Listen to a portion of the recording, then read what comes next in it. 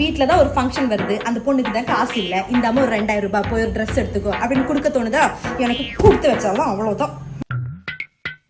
உன் நைட்டி ஒன்று எடுத்துனு ஏன்? எதுக்கு? நீ எடுத்துனுவா, நான் சொல்கிறேன். இந்தா குடி.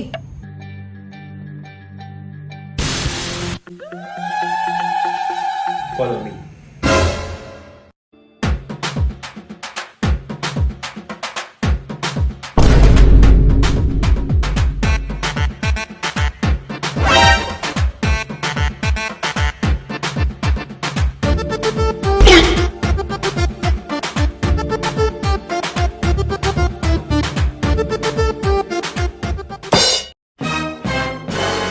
போய் வாங்கிக்கோ.